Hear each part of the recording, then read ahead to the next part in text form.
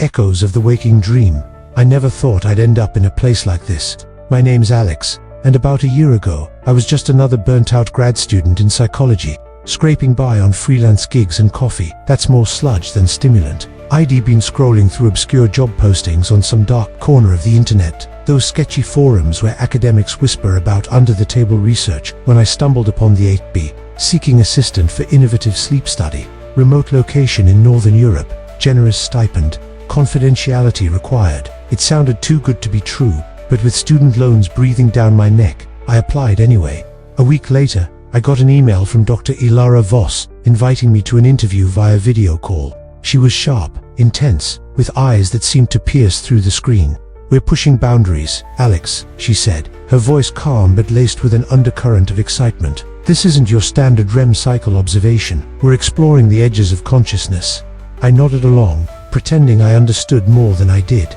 2 days after that, I was on a plane to Norway, heading to an abandoned psychiatric hospital perched on the edge of a fjord, its crumbling facade half swallowed by mist and pines. The place had been shut down decades ago, after scandals involving electroshock therapy gone wrong.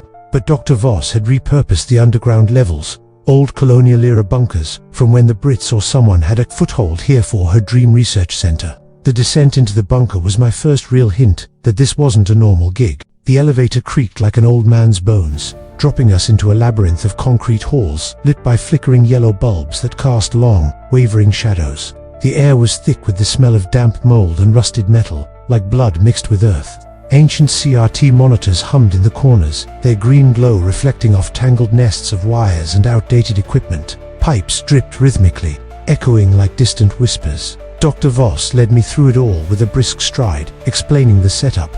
"These walls were built for isolation," she said, "perfect for controlling variables." The subjects, volunteers she called them, were already there. 5 people who'd slipped through society's cracks, the kind no one would miss. Jonas K., a grizzled ex-sailor with a perpetual whiskey tremor in his hands and a tattoo of a sinking ship on his forearm. Myra, a streetwalker with a jagged scar across her left cheek that she touched absent-mindedly, like it was a talisman. Adric, a jittery addict whose eyes darted like trapped insects, his skin pocked with old needle marks. Nguyen Van Lam, a quiet immigrant worker abandoned by his construction firm, speaking in broken English about dreams of home. And Celine, the youngest, a waif from an orphanage with hollow eyes and a voice so soft it was almost inaudible. They weren't prisoners. They'd signed up for the cash, or maybe just a roof over their heads. But looking at them strapped into those retrofitted electroshock chairs, now wired with ultrasonic emitters and strobing lights, I wondered if they knew what they were in for. The experiment was simple on paper: deprive the brain of REM sleep without drugs, using high-frequency sound waves and rapid flashing LEDs to disrupt the neural patterns that lead to dreaming. Dr. Voss theorized that by keeping the mind in a perpetual waking state, we could unlock untapped cognitive potential. Endless focus, no fatigue. "Dreams are parasites," she liked to say, pacing the dim control room. "They feed on our subconscious, stealing energy. What if we could starve them out?" I was there to monitor vitals, log behaviors, and assist with adjustments. It felt cutting-edge, almost noble. At first, day one was mundane. We hooked them up in separate isolation chambers, cold, windowless rooms with padded walls that still bore faint scorch marks from the old therapies. The machines whirred to life, emitting a low, ultrasonic hum that vibrated in your teeth, and the lights pulsed at frequencies just beyond human perception, like a subliminal heartbeat. The subjects reported mild discomfort, headaches, a buzzing in their ears. Jonas cracked jokes about it feeling like a bad hangover. Mira complained about the scar itching more than usual. Adric fidgeted, asking for a smoke. Nguyen stared at the wall, murmuring in Vietnamese. Celine just sat there, unblinking. By nightfall, what passed for it down here? Since there were no windows, the first signs appeared. I was reviewing footage on one of the CRTs when Jonas started muttering, "Shadows, moving in the corners." I chalked it up to fatigue. But as the hours stretched, the logs grew weirder. Myra said she saw faces in the reflections on the metal walls, distorted versions of her own, smiling when she wasn't. Adric laughed hysterically at nothing, then sobbed about things crawling under his skin, but not bugs, thoughts. Nguyen spoke of whispers in his native tongue, voices that knew his secrets. Celine, ever silent, began drawing on the floor with her finger, invisible patterns that she traced obsessively. Dr. Voss was thrilled. "See, the parasites are surfacing. Without REM to contain them, The subconscious leaks into reality. She adjusted the frequencies, ramping up the assault on their sleep cycles. I nodded, but unease gnawed at me. The bunker felt smaller each day, the air heavier. I'd catch myself staring at the monitors longer than necessary, half expecting to see something move in the static. On the third day, things escalated. I was alone in the control room. Dr. Voss had stepped out for a supply run when the alarms blinked. Jonas was screaming, thrashing against his restraints. I rushed to his chamber, the ultrasonic hum drilling into my skull. He was wide-eyed, pointing at the empty air. "They're here. The dreams... They're out." I saw nothing, but his vitals were spiking, heart rate through the roof, brainwaves erratic. Then, in the corner of my eye, a flicker like a shadow detaching from the wall, coalescing into a vague shape. I blinked, and it was gone. Hallucination from the noise, I told myself, but it didn't stop. Mira reported visitors, ethereal figures that whispered promises of escape, their forms shimmering like heat haze.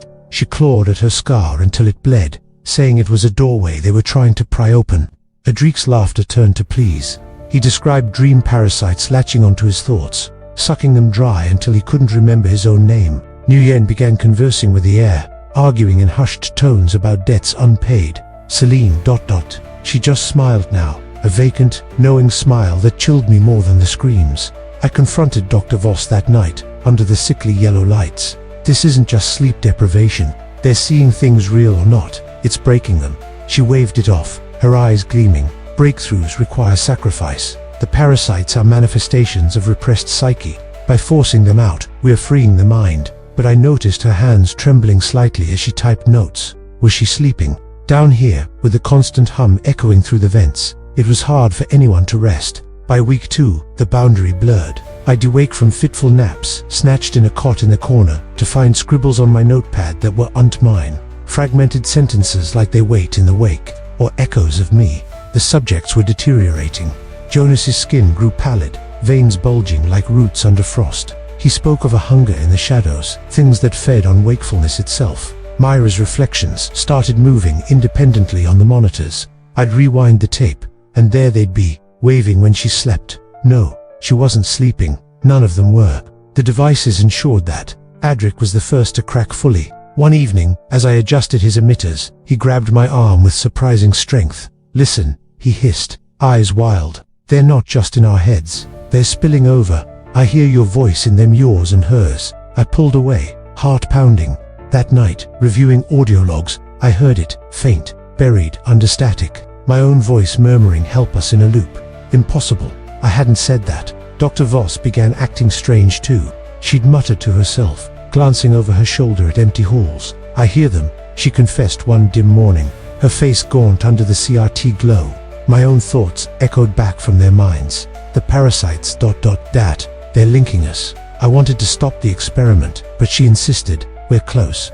Imagine eternal awareness, no death in sleep, only endless life." The high point or low, depending, came on day 17. Alarms wailed again, this time from all chambers. I sprinted through the corridors, the hum now a roar in my ears, lights strobing wildly as if the system was glitching. Jonas was gone, his chair empty, restraints snapped. Blood? No, just a viscous shadow pooling where he'd sat, evaporating like mist. Mira was convulsing, her scar split open, and from it poured... something, not gore, but a swirling darkness that whispered her secrets aloud. Adrik laughed maniacally as tendrils of shadow wrapped his limbs, dissolving him inch by inch, not physically, but his essence fading, like ink in water. Nguyen chanted in delirium, his body flickering in and out of visibility, merging with the walls. Celine sat serene, but her eyes, they held multitudes, reflections of us all staring back. I found Dr. Voss in the control room, slumped over the console. "It's beautiful," she whispered. "The waking death. We're all parasites now." As I approached, her form shimmered, and I heard my voice from her lips. "Run, Alex, or join us." I don't remember much after that. I fled up the elevator, bursting into the cold Norwegian air, the fjord mist swallowing the hospital behind me. But the hum follows me in my ears. In my dreams that aren't dreams, I haven't slept properly since. Shadows move in my periphery, whispering fragments of Jonas's jokes, Mira's pleas, Dr. Voss's theories.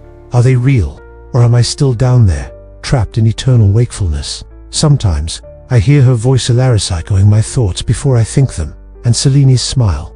I see it in mirrors now. If you're reading this, check your reflections. Listen to the silence. The parasites are patient. They wait for you to wake up.